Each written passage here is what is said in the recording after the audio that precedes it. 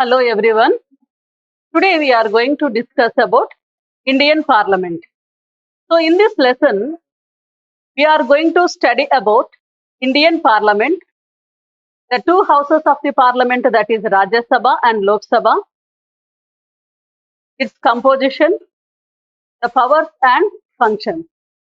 So let us see the introduction of Indian Parliament.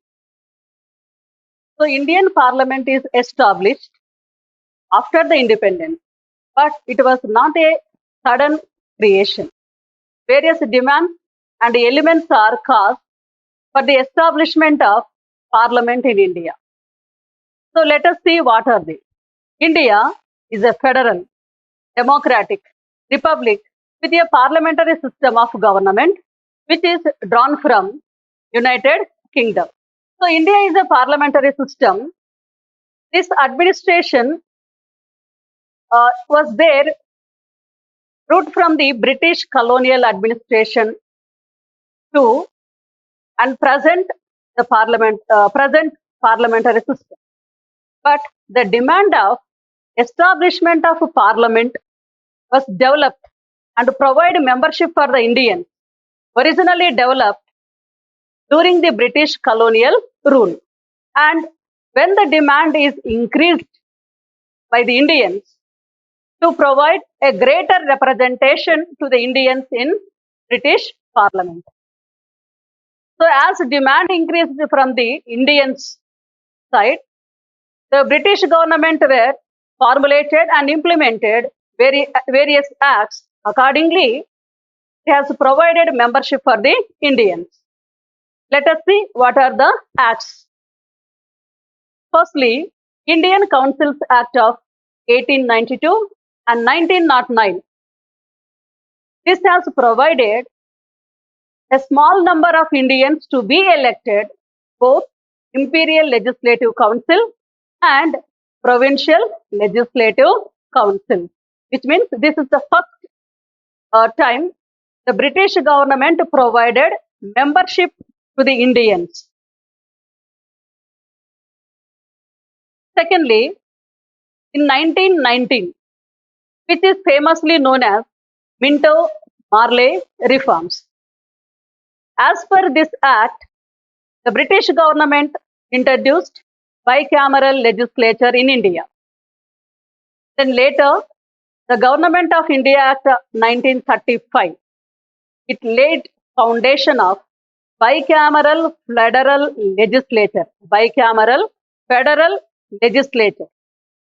This legislature consists of Council of State and Federal Assembly. After the independence of India, Indian Independence Act of 1947, which gave a foundation for the establishment of a constituent assembly, and this has become a first sovereign legislature in India. భారతదేశం సమాఖ్య వ్యవస్థ. సమాఖ్య వ్యవస్థ అంటే అధికారాలను కేంద్ర రాష్ట్ర ప్రభుత్వాల మధ్య పంపిణీ చేసే విధానం. సో సమాఖ్య వ్యవస్థలో రాష్ట్రాలకి ప్రాతినిధ్యం కల్పిస్తూ జాతీయ స్థాయిలో రాష్ట్రాలకు ప్రాతినిధ్యం కల్పించడం అనేటువంటిది ఫెడరల్ అసెంబ్లీ సమాఖ్య శాసనసభ విధానం. సో భారతదేశం సమాఖ్య ప్రజాస్వామ్య గణతంత్ర వ్యవస్థతో కూడినటువంటి పార్లమెంటరీ ప్రభుత్వ విధానం. ఈ విధానాన్ని మనము బ్రిటిష్ రాజ్యాంగం నుంచి తీసుకోవడం జరిగింది. భారత పార్లమెంటరీ వ్యవస్థ ఈ డిమాండ్ అనేటువంటిది బ్రిటిష్ వారి పరిపాలన నుంచే మనకు ఎన్నో రకాలైనటువంటి పోరాటాలు చేస్తూ వచ్చాం. దేనికోసం చేశాము? ఈ బ్రిటిష్ పార్లమెంటరీ ప్రభుత్వ విధానములో శాసనసభలలో భారతీయులకి సభ్యత్వాన్ని ఇవ్వడం అనేటువంటి డిమాండ్ను భారతదేశ ప్రజలు ఎప్పటి నుంచో చేస్తూ వచ్చారన్నమాట. దీని యొక్క ప్రజల యొక్క భారతదేశ ప్రజల యొక్క డిమాండ్ను వాళ్ళు అంగీకరిస్తూ వివిధ రకాలైనటువంటి చట్టాలను రూపొందించి ఆ చట్టాల ద్వారా భారతదేశ ప్రజలకి శాసనసభలలో ప్రాతినిధ్యం కల్పించడం జరిగింది. అలాంటి చట్టాలలో ముఖ్యమైనటువంటివి భారత కౌన్సిల్ చట్టం 1892 మరియు 1909. ఈ రెండు భారత ప్రభుత్వ చట్టాల ప్రకారము బ్రిటిష్ ప్రభుత్వములో భారతీయులకి స్థానాన్ని కల్పించడం జరిగింది. అయితే ఈ చట్టం ప్రకారము శాసనసభని 2 సభలుగా నిర్మించడం జరిగింది. అది ఇంపీరియల్ లెజిస్లేటివ్ కౌన్సిల్ అని మరియు ప్రొవిన్షియల్ లెజిస్లేటివ్ కౌన్సిల్. దీని తర్వాత 1909 దీనినే మనము మింటో మార్లే సంస్కరణలని చెప్తాం. ఇందులో శాసనసభలను వాళ్ళు ఏర్పాటు చేస్తూ ద్విసభ విధానాన్ని ప్రవేశపెట్టడం జరిగింది. ఈ ద్విసభ విధానాన్ని ప్రవేశపెడుతూ భారతదేశ ప్రజలకు కూడా స్థానాన్ని కల్పించారు. అంటే భారతదేశ పౌరులు కూడా ఎన్నికలలో పాల్గొని గెలుపొందేటువంటి అవకాశాన్ని కల్పించడం జరిగింది. దాని తర్వాత 1935 భారత ప్రభుత్వ చట్టం ప్రకారము శాసనసభ సమాఖ్య శాసన విధానాన్ని ప్రవేశపెట్టడం జరిగింది. ఇది కౌన్సిల్ ఆఫ్ స్టేట్స్ గాను మరియు ఫెడరల్ అసెంబ్లీ గాను ఏర్పాటు చేశారు. భారతదేశ స్వాతంత్రానంతరం భారత స్వాతంత్ర చట్టం 1947 ప్రకారము భారత రాజ్యాంగ పరిషత్తును ఏర్పాటు చేయడం జరిగింది. ఈ భారత రాజ్యాంగ పరిషత్ అనేటువంటిది రాజ్యాంగ రచన కోసం మరియు తాత్కాలిక శాసనసభగా ఇది కొనసాగిందన్నమాట.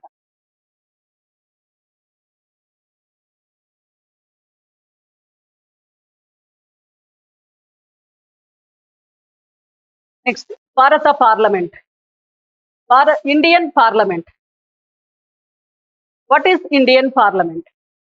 Indian Parliament is which reflects the opinion, hopes and aspirations of Indians, and it is supreme lawmaking body. The main function of the Indian Parliament is to enact the laws or formulate the laws which is required by the government. The makers of our constitution provided parliamentary system at national level. So భారత parliament ఏమిటి? భారత parliament అనేటువంటిది భారతదేశ ప్రజల యొక్క ఆశయాలు, వారి యొక్క ఆకాంక్షలు, అభిప్రాయాలను వ్యక్తపరిచేటువంటి ఒక సభ. భారతదేశానికి సంబంధించి అత్యున్నతమైనటువంటి శాసన అధికారి. భారత పార్లమెంటు చేసేటువంటి చట్టాలు దేశవ్యాప్తంగా అమలు చేయబడతాయి. భారతదేశ రాజ్యాంగ నిర్మాతలు పార్లమెంటరీ విధానాన్ని ప్రవేశపెట్టడం జరిగింది. ఈ పార్లమెంటరీ ప్రభుత్వ విధానాన్ని మనము బ్రిటిష్ రాజ్యాంగం నుంచి తీసుకున్నాం. Then Chapter 2, Part 5 of Indian Constitution, Article 79 to 122 deals with the composition, powers and functions of the Indian Parliament. Article 79, it says that the Indian Parliament consists of the President of India and the 2 houses of the Parliament. Okay. According to Article 79, the Parliament consists of the President of India and the 2 houses of the Parliament, which means Article 79 says that President is a part and parcel of the Indian Parliament, which means he is empowered to perform some legislative powers. Let us see President as a part of the Indian Parliament. What are his powers and functions?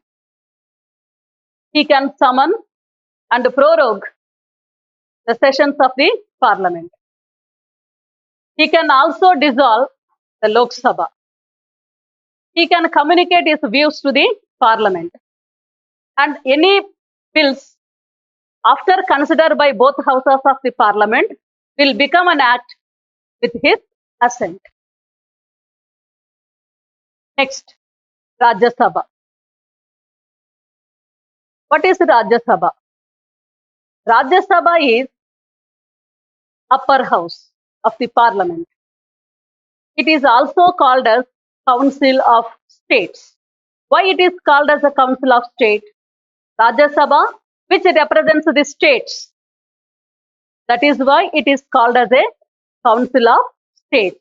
So as I said, India is a federal system.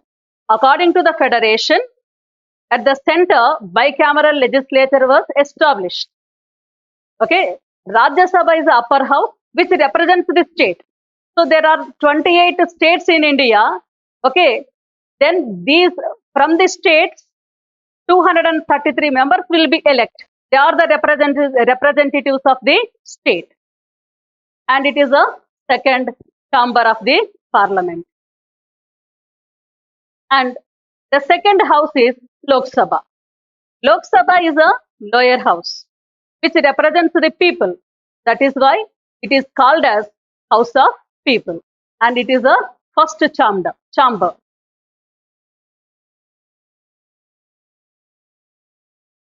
The two houses of the Parliament are the instrumental in lawmaking process.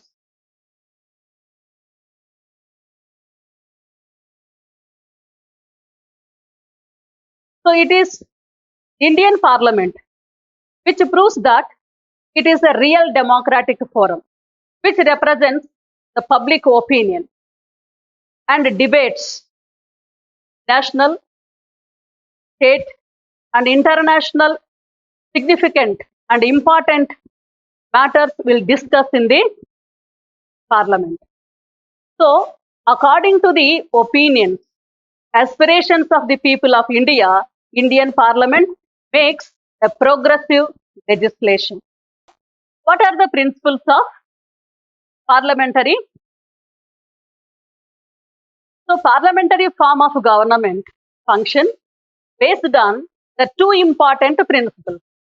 They are the ministerial accountability. It means every minister, there are council of minister headed by the prime minister.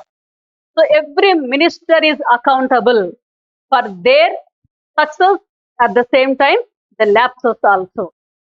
At the same time, the second principle is collective responsibility, which means executive. Who are called as executive? The council of minister headed by the prime minister. So they all come together into the power. So all this executive, including the prime minister, are answerable, responsible, or accountable for their success, at the same time lapses, for their actions, decisions carried by them. So the Indian Parliament functions based on the two important principles, that is the ministerial accountability and collective responsibility. Now, here I will discuss about the Rajya Sabha. This is the first house. What is the Rajya Sabha? Rajya Sabha is the upper house in the Parliament. It is the second chamber. It is also called as Elders' House because the administrative experienced constitutional experts is elected and chosen as a members of the Rajya Sabha. Highly experienced, eminent persons, leaders will be elected as a members of the Rajya Sabha. So it is called as Elders' House. And it is also called as Council of States. Okay, why it is called as a Council of State? It is represents the states in India. Okay, and these members, the members of the Rajya Sabha, or represents from the states and union territories. Okay, this is also one of the reasons why it is called as Council of States. Now let us see the composition of the Rajya Sabha. Article 80 of the Indian Constitution deals with the composition of the Rajya Sabha. So Article 80, accordingly, Rajya Sabha is constituted. What is the maximum strength of the Rajya Sabha? As per the Constitution, the maximum strength of the Rajya Sabha is 250. Out of it, 238 members are represents from the state, 3 from the union territories, 3 members from the union territories, and 12 members are nominated by the President of India. At present, Rajya Sabha is consist of 245.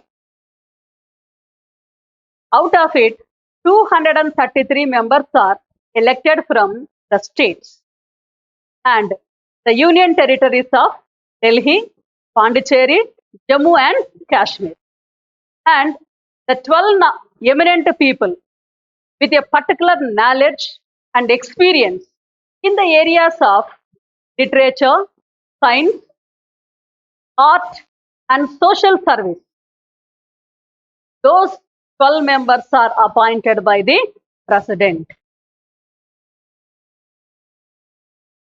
Now, let us discuss how the members of the Rajya Sabha is elected.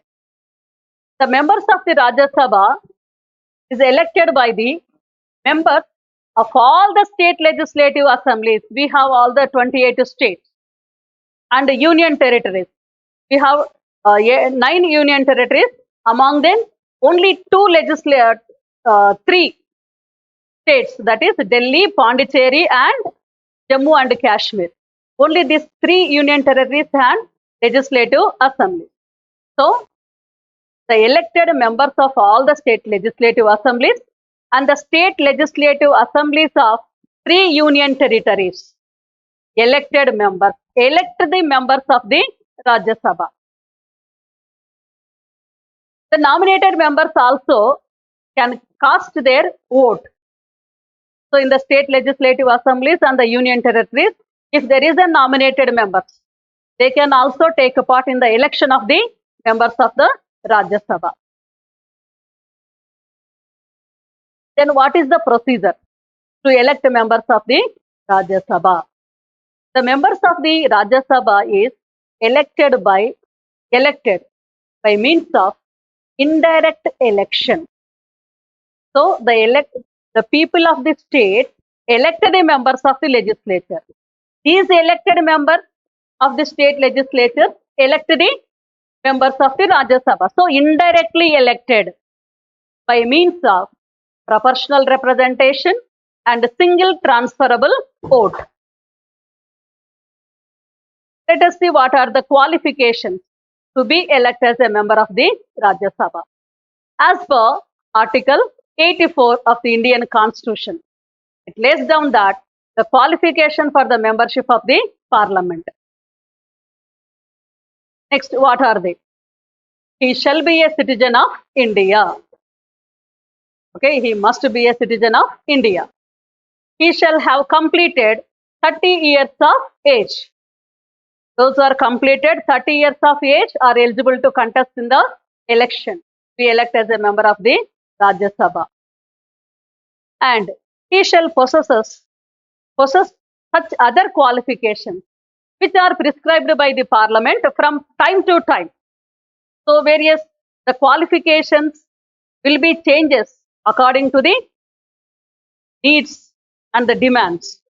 Okay, so whatever the changes are made by the Parliament, the member has to be possessed. And Parliament has also laid down that additional qualifications in the Representation of People Act of 1951. The members of the Rajya Sabha has to submit an affidavit regarding their educational qualifications, the biodata of educational qualification, their liabilities or punishment, okay, etc. Next, what is the tenure of the Rajya Sabha? Rajya Sabha is a permanent house. Okay, Rajya Sabha is a permanent house. It is not subject to dissolution. Okay, it is not subjected to dissolution. So, what 1/3 members of the Rajya Sabha retire for every 2 years, and 1/3 members are again elected. If we see, according to this principle, each elected member of this Rajya Sabha, their full term is 6 years. Okay, this is very, very important. Rajya Sabha is a permanent house. If Lok Sabha is a dissolution by the President of India and the written advice of the Union Council of Ministers headed by the Prime Minister, only Lok Sabha dissolves, not to the Rajya Sabha. Why? Because as per the constitutional principles, it is a permanent house. 1/3 members retire every 2 years, and 1/3 members are again elected. So, if you calculate, each member of the Rajya Sabha will get full term as a 6 years. Fourth, every member of the house, after the general election, the elected member of the house, before taking seat, he has to make to an oath before the president or some other person who is appointed by the president for that purpose. What are the sessions of the Rajya Sabha? The President of India can summon or prorogue the Parliament. Okay, the President of India will send notices and call for the sessions or meetings of the Rajya Sabha. According to the Constitution, Rajya Sabha meets twice in a year, and there shall not be a gap more than 6 months between 2 sessions. Okay, so the sessions will continue even after dissolution of the Lok Sabha. Okay, so already we were discussed that if Lok Sabha is dissolved by the president, Rajya Sabha is permanent. It will continue. Even the sessions also will continue even after dissolution of the Lok Sabha. So there is a vice president of India, who will act as a chairman of the Rajya Sabha. He presides the meetings of the Rajya Sabha. In his absence, there is a deputy chairman. He presides the meetings of the Rajya Sabha. He presides over the meetings of the Rajya Sabha. If both vice president, that is chairman of the Rajya Sabha, and deputy chairman, in the absence of both, okay, any member from the Rajya Sabha among themselves, okay, there will be a panel, members of a panel. The panel will choose among themselves, okay, one person to preside meeting, in the absence of both vice president and the deputy chairman.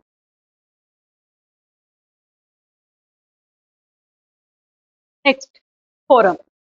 What is quorum? Quorum is minimum number of members required to be present in the house for conducting the meetings. Okay, minimum number of members required to be present that in the conducting the meetings of the house. It is called a quorum. Minimum attendance is required to conduct the meetings of the house. It is called quorum. Then what is a quorum? It is fixed at 1/10 on the total member of the Rajya Sabha. So the chairman of the Rajya Sabha determines the quorum. If quorum is there, he will continue the sessions. Otherwise, he can postpone the session. Okay, next. chairman of the Rajya Sabha. As per Article 89, the President of India will act as an ex officio chairman of the Rajya Sabha. The Vice President of India will act as a ex officio chairman of the Rajya Sabha. It says that whoever is elected as a vice president, his duty is to act as a chairman of the Rajya Sabha. In his absence, deputy chairman, there is a deputy chairman who is been elected by among themselves. He presides over the meetings. So here we have to understand that vice president will be act as a ex officio chairman, which means he is not the member of the Rajya Sabha. Chairman is not a member of the house. Okay, but deputy chairman is the member. Okay, so vice president, chairman, he is elected as a vice president of India, not as a chairman. So he is not a member of the house. Let us see what are the powers and functions of the chairman. He presides over the meetings of the house with dignity, discipline, and decorum. Secondly, the chairman of the Rajya Sabha conducts meetings with dignity, decorum as per parliamentary principles, parliamentary rules and regulations. And the chairman of the Rajya Sabha allows the members of the party in power and opposition parties to introduce bills in the house. Okay, he allows the members of the party in power and the opposition party members to introduce bills in the parliament or house, that is Rajya Sabha. And after the introducing bills in the Rajya Sabha, he carry out discussions on them. Okay, debate. So the members of the Rajya Sabha can express their opinions. Okay, or any advices, omissions, additions. Okay, keeping in the view that the aims and aspirations of the people and as per demands of the people of India. Then after the discussion, the chairman of the Rajya Sabha conducts voting to decide the fate of the bill. Then he announced the results. Okay. After he announced the results, if there is a tie, then he can exercise his casting vote. So he will decide the fate of the bill. Okay. So normally, as he is not a member of the Rajya Sabha, he cannot entitle to cast his vote on the bill. But when there is a tie, then he can exercise his vote, which is called as a casting vote. So with that, he can decide the fate of the bill.